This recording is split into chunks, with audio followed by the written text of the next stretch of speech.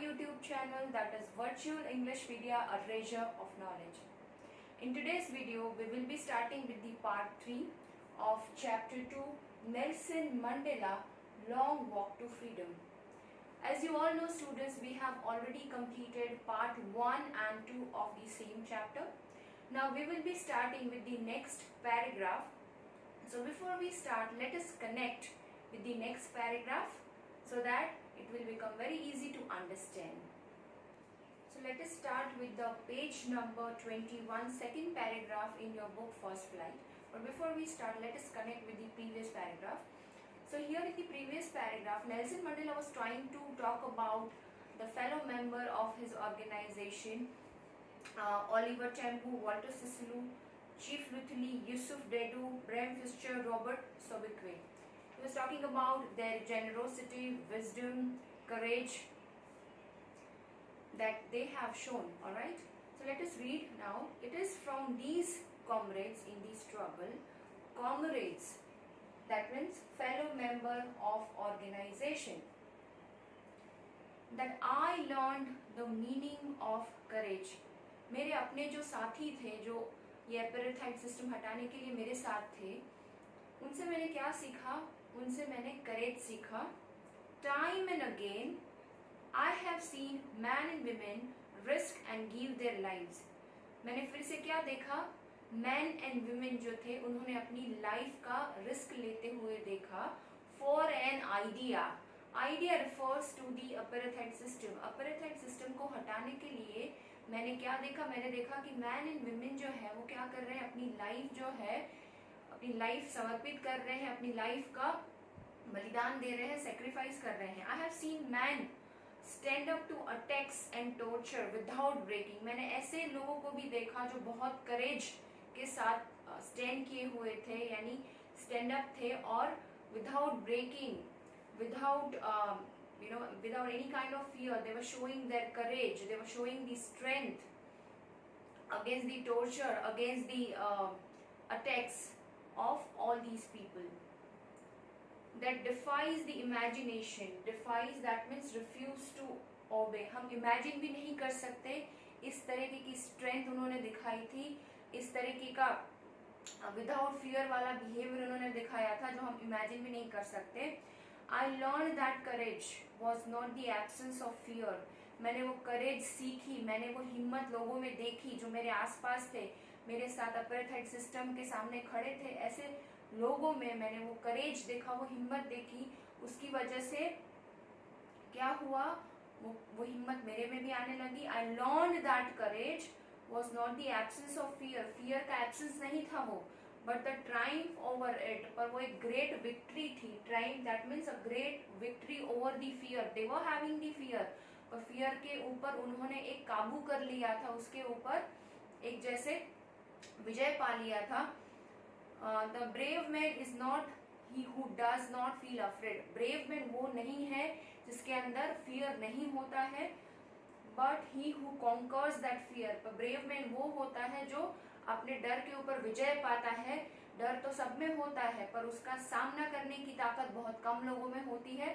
So here we can see that these people, these 6 people, comrades, that means these people were there with Nelson Mandela for the struggle, and these people were constantly with him, and Nelson Mandela had seen that courage, that generosity, that wisdom in these people, and he has observed many things and he has learned also specifically courage from him.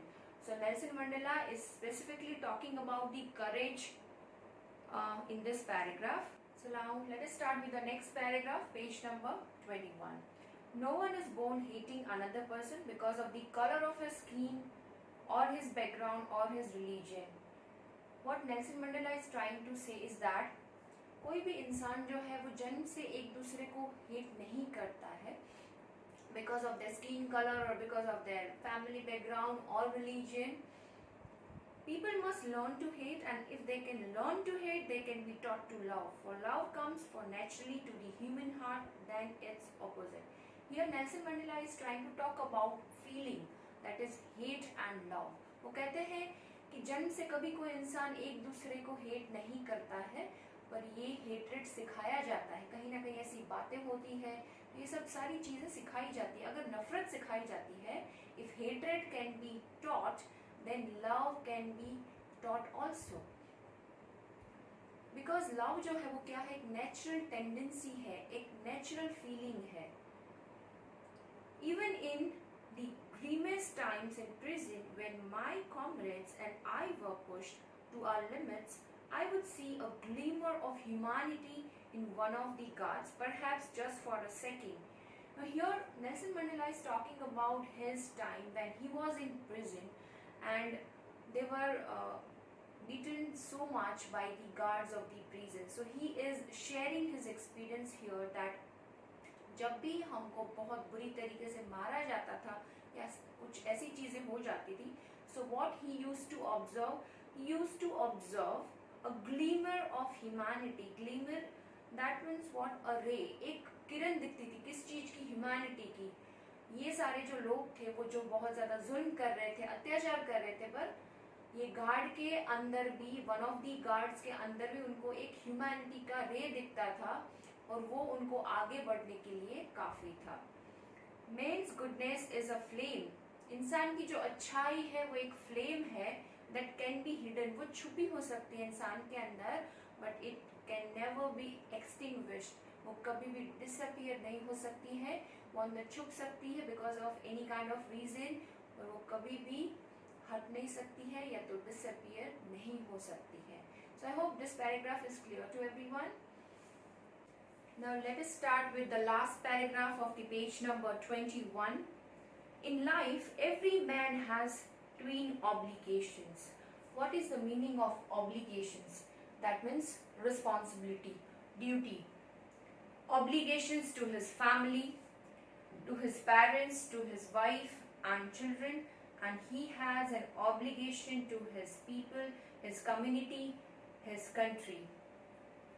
Now here Nelson Mandela is telling that each and every person has two obligations. दो responsibilities होती है, दो duties होती है। क्या होती है वो duty? एक duty होती है towards your family, towards your parents, children, husband or wife, and second responsibility, second obligation जो होता है towards your society, towards your community. In a civil and human society, each man is able to fulfill those obligations according to his own inclinations and abilities. Now in human society, what is there? What is your inclinations? That means your natural tendencies. What is your capacity or abilities? According to that, you are able to fulfill these obligations or responsibilities. But in a country like South Africa, पर South Africa में क्या होता है? It was almost impossible for a man of my birth and color to fulfill both of those obligations. But in the country like South Africa, it's totally impossible to fulfill these two obligations. Which those two obligations? The first one, which was towards your family, your parents, your children, and second obligation towards your society. So here Nelson Mandela is trying to say that कि south Africa एक ऐसा country है जिसमें almost impossible है आपके to obligations को fulfil करना। In South Africa, a man of color who attempted to live as a human being was punished and isolated. South Africa में जिसने भी ऐसा ट्राई किया है कि अपनी दोनों ऑब्लिगेशंस को फुल करने की कोशिश की है, उनको आइसोलेटेड किया गया है, यानी कि उनको अकेला छोड़ दिया है, उनको अलग कर दिया है नॉर्मल कम्युनिटी से, और उनको पनिशमेंट भी दिया गया है। In South Africa, okay, next line we have, that is in South Africa a man who tried to fulfil his duty to his people was inevitably ripped from his family and his home and was forced to live a life apart, a twilight existence of secrecy and rebellion. क्या कहना चाहते हैं ये line में कि south Africa में जिसने भी ट्राई किया है अपनी ये ड्यूटीज को फुलफिल करने का, यानी कि अपनी दो ड्यूटीज को फुलफिल करने का ट्राई किया है, उसके साथ क्या हुआ है? इनएविटेबली, दैट मीन्स अवॉइडेबली, यानी कि अनिवार्य रूप से उनके साथ क्या हुआ है, तो उनके साथ ये हुआ है कि उनको अलग कर दिया गया है अपने फैमिली से एंड हिज होम, अपने फैमिली से, अपने होम से अलग कर दिया गया है and was forced to live a life apart, एक अलग जिंदगी जीने के लिए मजबूर किया जा रहा है उनको। A twilight existence of secrecy and rebellion, एक ऐसी लाइफ जीने के लिए मजबूर किया जा रहा है जो नॉर्मल लोगों से अलग है, जो रेबेलियन का लाइफ है, जो एक सेक्रेसी के रूप में यानी कि गुप्त रूप में उनको रखा जाता है, अलग रखा जाता है and that is a group of rebellion group, ऐसे तरीके से उनको अलग से ट्रीट किया जाता है। I did not in the beginning choose to place my people above my family, initial level पे मैंने अपनी फैमिली के ऊपर ये सारी चीजों को नहीं चुना था, but in attempting to serve my people, पर जब मैंने अपने कंट्री के लोगों को जब मैं सर्व करना मैंने स्टार्ट किया, तब मैंने जाना, मैंने फाइंड आउट किया, क्या फाइंड आउट किया, I was prevented from fulfilling my obligations as a son, a brother, a father and a husband, और मुझे रोका गया मेरे वो ड्यूटीज को पूरा करने में जो मेरी फैमिली के टूवर्ड्स थी, एज अ ब्रदर और एज अ सन और एज अ हस्बैंड और एज अ हस्बैंड, फादर। सो ऐसी सारी जो मेरी ड्यूटीज थी टूवर्ड्स माई फैमिली, वो सारी ड्यूटीज को निभाया मुझे नहीं दिया जा रहा था, because I started serving the people of South Africa. So in South Africa ये बिल्कुल ईजी नहीं है कि आप अपनी दोनों ऑब्लिगेशंस को, आप अपनी दोनों रिस्पॉन्सिबिलिटीज को फुलफिल करो। अदर कंट्रीज में ये पॉसिबल है, पर साउथ अफ्रीका में ये बिल्कुल पॉसिबल नहीं है, because South Africa does not allow people to fulfil their two obligations, one that is towards your society and secondly towards your family or towards your parents, son and towards your wife. So I hope this paragraph is clear to everyone. Now let us read the next paragraph and understand. I was not born with a hunger to be free. बचपन में मेरा जब जन्म हुआ था तब ऐसा कोई हंगर नहीं था मेरे अंदर कि मुझे फ्रीडम चाहिए। I was born free, मैं फ्री ही पैदा हुआ था क्योंकि कोई भी तरीके का प्रिवेंशन नहीं था। Free in every way, I was free in each and every way that I could know, मुझे जब तक याद है, मुझे जहां तक पता है, कोई भी तरीके का रिस्ट्रिक्शन या प्रिवेंशन नहीं था। Free to run in the fields near my mother's hut, I was totally free to run around near my mother's hut in the field. Free to swim in the clear stream that ran through my village, I was totally free to swim in the stream which was in my village. Free to roast meals under the stars, I used to roast meals under these open sky or stars and ride the broad backs of slow moving bulls. जब बचपन में छोटे होते हैं तो कैसे field में जैसे बुल देख लिया तो उसके ऊपर सवारी कर ली, तो बचपन में उन्होंने सारी फ्रीडम को बहुत अच्छे से एंजॉय किया है एज अ चाइल्ड। जब वो उनका जन्म हुआ था, उनका बर्थ हुआ था, he used to run around, he used to swim, he used to roast the food under the open sky and he used to ride on the slow moving bulls. So all these freedom he was having, और वो बता रहे हैं कि जहाँ तक मेरी memory है, मुझे जहाँ तक याद है, ये सब चीजें बचपन से मेरे पास थी। As long as I obeyed my father, जहाँ तक मैंने अपने फादर को ओबे किया and abided by the customs of my tribe, मेरे ट्राइब की जो कस्टम्स थी, वो ट्रेडिशंस थी, उसको मैंने फॉलो किया। I was not troubled by the laws of man, मुझे किसी ने रोका टोका नहीं, मुझे किसी ने प्रिवेंट नहीं किया, कोई भी इंसान के रूल ने या भगवान के रूल ने मुझे रोका नहीं है। तो यहाँ पे what Nelson Mandela is trying to say is that जब से उन्होंने सोसाइटी की तरफ ध्यान दिया, कम्युनिटी की तरफ ध्यान दिया, अपने आप को समर्पित किया, तब से क्या हुआ उनके साथ, धीरे धीरे उनके पास जो फ्रीडम थी वो छीन ली गई। इसीलिए यहाँ पे वो बता रहे हैं कि when I was small, I was a kid, at that time I was enjoying my freedom, but when I started taking interest in this freedom fight, धीरे धीरे करके मेरे से ये सारी फ्रीडम छीन ली गई। बिकॉज साउथ अफ्रीका में ये पॉसिबल ही नहीं था कि आप अपने टू ऑब्लिगेशंस को फुलफिल करो, one that was towards your family and the second towards your community or society. I hope this paragraph is clear to everyone. Students, now let us read the next paragraph. It was only when I began to learn that my boyhood freedom was an illusion. मुझे धीरे धीरे पता चला, I began to learn, मुझे धीरे धीरे वो समझ आने लगा, मुझे पता चलने लगा that चाइल्डहुड फ्रीडम जो मेरा था, जो बॉयहुड फ्रीडम था, दैट वाज इल्यूजन, यानी कि वो एक रियल चीज नहीं थी, वो परमानेंट चीज नहीं थी, वो एक सिर्फ फैंटेसी थी. मुझे लग रहा था ऐसा, but it was not real thing. When I discovered as a young man जब वो बने तब उनको ये पता चला, उन्होंने ये डिस्कवर किया that my freedom had already been taken from me. मेरी जो फ्रीडम है वो ऑलरेडी मेरे से ले चुकी गई है. That I began to hunger for it. और धीरे धीरे क्या होने लगा? I used to long for it. At first as a student I wanted freedom only for myself. As a student मुझे सिर्फ अपने लिए फ्रीडम चाहिए था, जो छोटी छोटी चीज़ों के लिए सारे स्टूडेंट्स को होता है, वैसे नेल्सन मंडेला को भी था. जैसे कभी रात को बाहर निकले. The transitory freedoms. So here he is talking about transitory freedoms, that means which is not permanent, वो थोड़े टाइम के लिए होती है. किस टाइप की फ्रीडम यहाँ मेंशन किया गया है? That is freedom of being able to stay out at night. जैसे पेरेंट्स से छुट्टी मिल गई कि चलो पेरेंट्स ने परमिशन दे दिया कि you can go out and you can stay at your friends home at night, so and read what I pleased. और अगर पढ़ने मिल गया जो भी अच्छा लग रहा है. then next we have is and go where I choose, जहाँ पर मन करता है वहाँ जाने मिले. so these are small freedoms, kinds of freedom.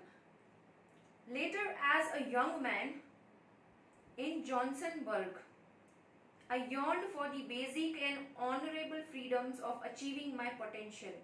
धीरे धीरे बाद में क्या होता है? एज अ यंग मैन, अब ये जॉन्सबर्ग है, वो क्या है? That is the city of South Africa. I yearned यानी कि I was longing for the basic and honourable freedoms. Basic freedom जो होता है इंसान का, उनके लिए उनके अंदर बहुत इच्छा होती थी. Freedoms of achieving my potential, जैसे हमको कुछ लाइफ में पाना होता है, हमारा कोई गोल होता है, तो ऐसे ही नेल्सन मंडेला को एक अंदर से फ्रीडम के लिए बहुत अर्ज था और बहुत इच्छा थी. कैसी? अचीविंग माई पोटेंशियल, मुझे जो भी मेरा पोटेंशियल है वो अचीव करने की उनकी बहुत स्ट्रॉन्ग डिजायर थी. Of earning my keep, that means to earn what is needed to support one self.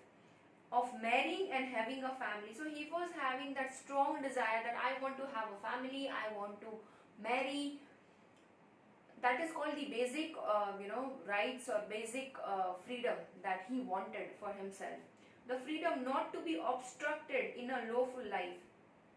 ऐसी फ्रीडम उनको चाहिए थी जिसमें उनको कोई मना ना करे, या तो कोई प्रिवेंट ना करे उनको, या तो कोई ऑब्स्ट्रक्ट ना करे, और जो बहुत लॉफुल चीजें हो. जैसे सोसाइटी में ये लॉफुल चीजें हैं, शादी करना, to have family, to get married, all these are basic freedom of any person. So these kind of basic freedom he wanted as a young man. But as a student उनका क्या था? उनको छोटी छोटी चीजें जो करने मिलती थी, जैसे और वो उनको ऐसा लगता था कि ये मेरी फ्रीडम है. जैसे बाहर जाना रात को, या तो फिर जो बुक पढ़ने का मन करे वो पढ़ना, जहाँ बाहर जाना है वहाँ बाहर जाना. So these are small freedoms he was feeling as a student. जब वो बॉयहुड में थे तब उनको लगता था कि उनके पास सारी फ्रीडम है, पर वो सिर्फ एक क्या था? इल्यूजन था. तो यहाँ पे ये पैराग्राफ में नेल्सन मंडेला अपनी फ्रीडम के बारे में बात कर रहे हैं कि जब वो बॉयहुड में थे वो एक अलग फेज था, उसमें फ्रीडम का मीनिंग उनको अलग लग रहा था. Then he came into phase of young man, and then as a student उनके लिए फ्रीडम का मतलब क्या था. तो ये सारे फेजेस में फ्रीडम को वो किस तरीके से समझ रहे थे, उन्होंने पूरा ये पैराग्राफ में डिस्क्राइब किया है. I hope you understand. Now let us read the next paragraph on the page number 22. But then I slowly saw that, Nelson Mandela is saying that, धीरे धीरे मैंने देखा, Not only was I not free, सिर्फ मैं ही free नहीं था, ऐसा नहीं था, but my brothers and sisters were not free. मेरे जो भाई बहन थे वो भी फ्री नहीं थे. So here he is not referring to his brothers and sisters, that means siblings. He is referring to the brothers and sisters of his country. I saw that it was not just my freedom. मैंने देखा कि वो सिर्फ मेरा freedom नहीं था. that was curtailed. Curtailed that means reduced. वो सिर्फ मेरा फ्रीडम ही नहीं था जो रिड्यूस कर दिया गया था, जो कम कर दिया गया था, but the freedom of everyone who looked like I did. और वो सारे लोगों का फ्रीडम कम कर दिया गया था जो मेरी तरह दिखते थे, जो मेरी तरह, जिसके स्किन का कलर ब्लैक था. That is when I join the African national Congress. और तभी मैंने क्या ज्वाइन किया? मैंने ज्वाइन किया African national Congress. And that is when the hunger for my own freedom. और तभी क्या हुआ? मुझे मेरे खुद के अंदर जो हंगर क्रिएट हुआ था खुद की फ्रीडम के लिए, that became the greater hunger for the freedom of my people. और अभी वो फ्रीडम कन्वर्ट हो गया था मेरे पूरे देश के लोगों के फ्रीडम के लिए, because earlier that was limited to myself only, but now it is referring, now Nelson Mandela is referring to the entire countries people. Now freedom is not limited to him only, पर अब उनको freedom के लिए लड़ना है पूरे देश के लोगों के लिए. It was the desire for the freedom of my people. वो स्ट्रॉन्ग डिजायर था मेरे कंट्री के लोगों के लिए, to live their lives with dignity and self respect, so that they can live their life with self respect and dignity, that animated my life. और जिसने मेरी लाइफ को एक लाइव बना दिया था, एक्साइटेड बना दिया था, that transformed a frightened young man into a bold one. और ये डिजायर की वजह से बहुत सारे चेंजेस आए थे उनके पर्सनालिटी में, कि जो फ्राइटेंड यंग मैन था वो बन गया था एक बोल्ड इंसान. वो बहुत स्ट्रॉन्ग और बोल्ड पर्सन बन गए थे जो पहले ऐसे नहीं थे. That drove a law abiding attorney to become a criminal. Earlier, he was that kind of person who always used to follow rules and regulation of the country. Now he had become a criminal. That means जो laws को और rules को तोड़ता है, पर उनका laws और rules तोड़ने के पीछे कोई बुरा intention नहीं था, बल्कि देश के लोगों को freedom मिल जाए ऐसा intention था. That turned a family-loving husband into a man without a home. ये स्ट्रॉन्ग डिजायर ने उनको बिना घर का इंसान बना दिया था. Earlier he was a family loving person who likes to live in a family, who loves his home. Now he has become that kind of person who had to leave his home. That forced a life loving man to live like a monk. Monk यानी ऐसा इंसान, साधु, priest, जिसने अपना घर छोड़ दिया है. Now he had become a monk because he had to leave his home. He was a family loving husband. पहले वो ऐसे थे, पर ये देश के लोगों के लिए उनका जो डिजायर था, वो डिजायर ने उनको पूरी तरीके से चेंज कर दिया था. जो फ्राइटेंड पर्सन था वो एक बोल्ड बन चुका था. जो फैमिली लविंग पर्सन था वो एक मॉन्क की तरह अपनी लाइफ जी रहा था. जो रूल्स रेगुलेशन फॉलो करने वाला इंसान था वो एक क्रिमिनल जैसा हो गया था. So we can say that his personality had totally changed because of strong desire of giving my country's people freedom.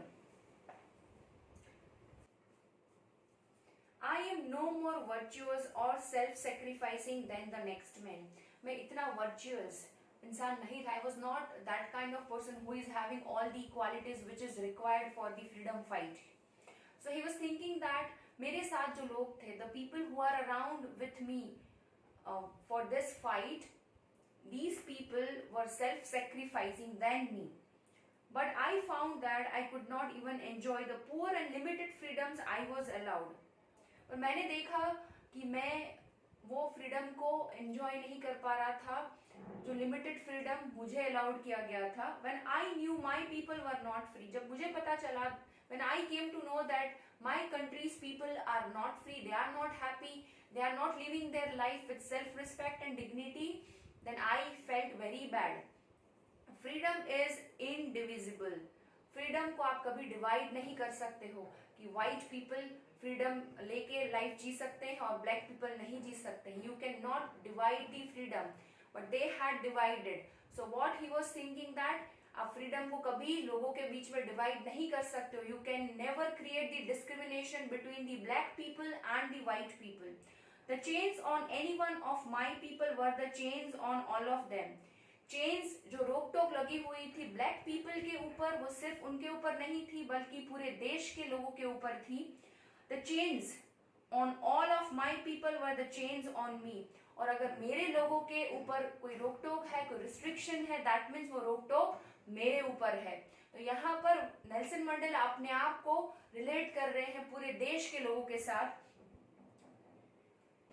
Here we have the last paragraph of this lesson, and in this paragraph Nelson Mandela has beautifully expressed his feelings. So let us read and understand. I knew that the oppressor must be liberated just as surely as the oppressed. तो पहले समझ लेते हैं oppressor का meaning. Oppressor that means जो दबाता है, जो लोगों के ऊपर रूल्स लाता है. ऑपरेस्ड जो ये रूल्स को फॉलो करता है और दब जाता है. ओके, तो यहाँ पे नेल्सन मंडेला कह रहे हैं कि ऑपरेस लोगों को परेशान करके ऑपरेसर कभी भी लिबरेटेड नहीं रह सकता, वो कभी फ्रीडम में लाइफ अपनी नहीं जी सकता है. A man who takes away another man's freedom is a prisoner of hatred. जो इंसान दूसरों की फ्रीडम ले लेता है वो प्रिजन में कैद है. किसकी कैद में है? हेट्रेड, नफरत की प्रिजन में, नफरत के केज के अंदर वो बंद है. ही इज लॉक्ड, वो लॉक्ड है किसके पीछे? Behind the bars of prejudice and narrow mindedness. वो प्रिजुडिस के बार के पीछे बंधा हुआ है, यानी कि a strong dislike without any reason. वो प्रिजुडिस के पीछे बंधा हुआ है, वो नैरो माइंडेडनेस के पीछे बंधा हुआ है. नैरो माइंडेडनेस यानी कि छोटी सोच है. I am not truly free if I am taking away someone else's freedom. मैं कभी भी फ्री नहीं रह सकता, मैं कभी भी फ्रीडम एंजॉय नहीं कर सकता जब मैं दूसरे लोगों की फ्रीडम जो है वो ले रहा हूँ. Just as surely I am not free when my freedom is taken away from me. The oppressed and the oppressor alike are robbed of their humanity. This sentence is very much important. We need to understand this sentence carefully. The oppressed and oppressor, यानी कि दोनों की बात हो रही है. जो दबाने वाला है वो, एंड जो दबने वाला है, जो ये डिस्क्रिमिनेशन फेस कर रहे हैं वो लोग. अलाइक, वो दोनों सेम है. Oppressor and oppressed, these two different parties are same. In which way? Are robbed of their humanity. दोनों ने अपनी मानवता जो है, ह्यूमैनिटी है, वो खो दी है. किस तरीके से? बिकॉज ऑपरेस्ड जो है वो दब रहा है, वो ऑलरेडी सारी ह्यूमैनिटी जो है वो गवा रहा है, बिकॉज ऑपरेसर जो है वो उनको दबा रहा है. एंड ऑपरेसर है, उनके पास तो ह्यूमैनिटी नाम की चीज ही नहीं है, तभी वो ऐसी चीजें कर रहा है इनोसेंट लोगों के साथ. So this way oppressor and oppressed both are alike and they both have robbed of their humanity. So here our chapter gets over. I hope you understood each and every paragraph, and I hope everything is clear to you. If you have any doubt and query, you can write in the comment box. Till that time, take care of yourself and bye-bye.